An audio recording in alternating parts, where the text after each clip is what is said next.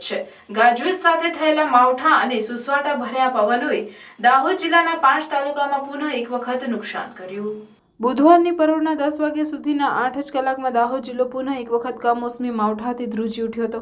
ગાજવીજ સાથે થયેલા માવઠા અને સુસવાટા ભર્યા પવનોએ જિલ્લાના 5 તાલુકામાં પુનઃ એક વખત નુકસાન કર્યું હતું, જેમાં ખેતરોમાં ઘઉં અને મકાઈનો પાક આડો પડી જતા ખેડૂતો ઠંડી નહીં પણ પાક નુકસાનીના ભયથી ધ્રુજી ઉઠ્યા છે।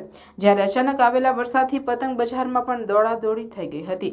જોકે તે પહેલા જ વરસાદે દોરા, સુતનારા અને પતંગના વેપારીઓને ભારે નુકસાન સહન કરવાનો વારો આવ્યો હતો। પતંગ અને દોરાનો જથ્થો પલળી જતા લોકોને નુકસાન થયું હતું। દાહોદ સહિત તાલુકામાં રાત્રે 11 વાગ્યાના અરસામાં 3 મિલીમીટર વરસાદ વરસ્યા બાદ પરોઢે 6 થી માંડીને 10 વાગ્યા સુધી 22 મિલીમીટર વરસાદ વરસી ગયો હતો।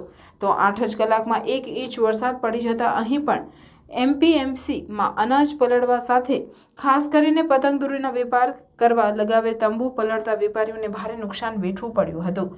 દાહોદ સાથે દેવગઢ, બારિયા, ગરબાડા, ધાનપુર અને લીમખેડામાં પણ 3 થી માંડીને 9 મિલીમીટર સુધી વરસાદ નોંધાયો હતો। જ્યારે સંજેલી, જાલોદ, સેંગવડ અને ફતેપુરા તાલુકામાં ક્યાંક ક્યાંક એકાદ ઝાપટું તો ક્યાંક છાંટા નોંધાયા હતા।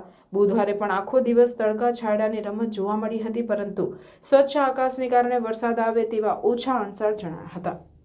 છેલ્લે ડિસેમ્બરમાં તારીખ 2 અને 4 કમોસમી માવઠાએ લોકોને ચિંતાતુર કર્યા હતા। ત્યારે હવે 38 દિવસ બાદ ફરીથી કમોસમી માવઠું આફતરૂપ સાબિત થયું હતું। માવઠાને કારણે હવે ઠંડીની તીવ્રતા પણ વધે તેમ જોવાઈ રહ્યું છે।